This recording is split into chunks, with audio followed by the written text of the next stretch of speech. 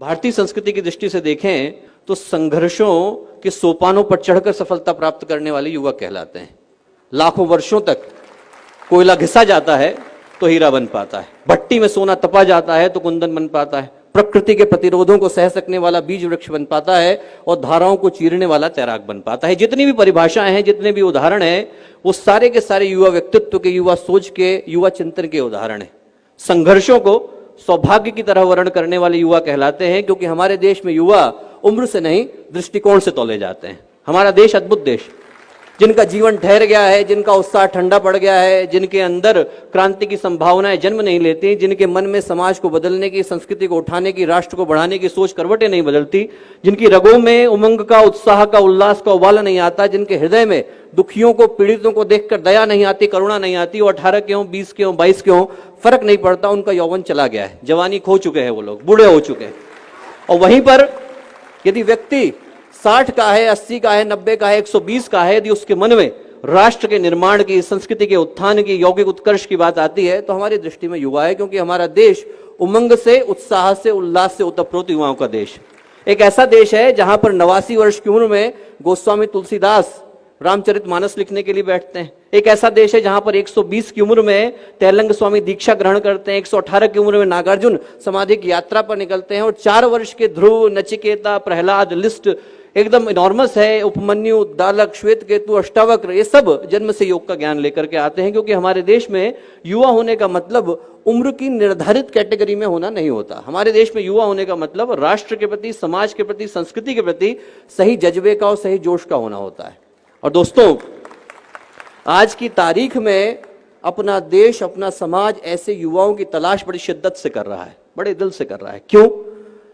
क्योंकि आज की परिस्थितियां बड़ी भीषण और भयावह हैं। कहने को कोई महाभारत का रण नहीं सजा है, कहीं कोई देवासुर संग्राम नहीं हो रहा है, कहीं कोई कुरुक्षेत्र में पांचजन्य नहीं बजा रहा है, कहीं कोई रावण, कहीं कोई दुर्योधन, कहीं कोई महिषासुर त्रिलोक पर कब्जा करके नहीं बैठ गया है। पर आज की तारीख में जो भीषण परिस्थितियां हैं, उसमें देवासुर संग्राम भी इंसान के मन के भीतर है और कुरुक्षेत्र भी इंसान के मन के भीतर है। जितनी चीख चिल्लाहट, जितनी घबराहट, छटपटाहट, हाय हत्या, मारकाट आदमी के मन के भीतर चल रही है, उतनी तो कुरुक्षेत्र के मैदान पर भी नहीं थी।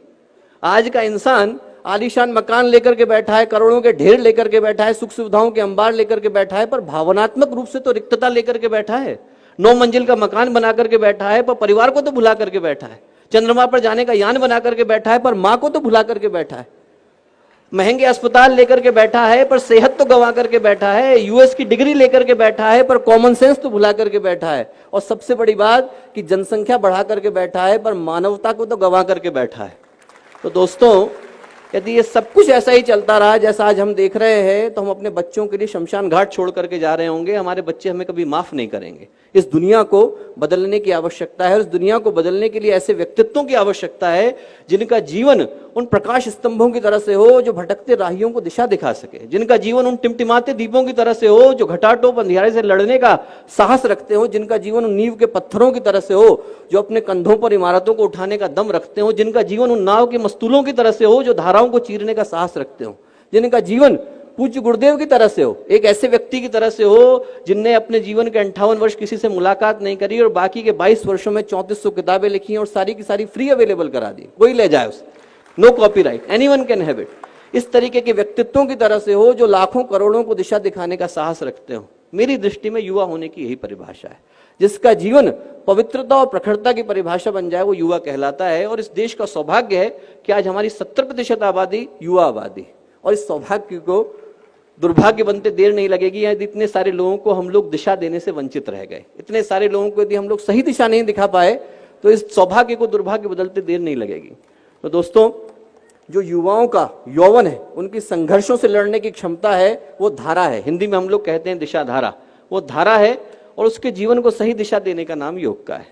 उनके अंदर का जो उद्दाम है वो उनके जीवन की धारा है, और उसको समग्रता, संतुलन, स्वाभिमान देने का काम योग का है। योग का अर्थ शारीरिक सौष्ठव से नहीं है, अदरवाइज हर जिम्नास्ट जो है वो योगी कहलाता। पतंजलि योग सूत्र की रचना कोई सर्कस का कलाकार करता। योग का सच्चा अर्थ योगस्य चित्तवृत्ति निरोधा से है, जिसका अर्थ आदमी को मन की चंचलताओं का ठहर जाना है। योग का सच्चा अर्थ समत्वम योग उच्चते से है, जिसका अर्थ व्यक्तित्व के सभी आयामों का संतुलित हो जाना है। और योग का सच्चा अर्थ योग कर्मसु कौशलम से है, जिसका अर्थ मानवीय संभावनाओं के शिखर पर पहुंच जाना है।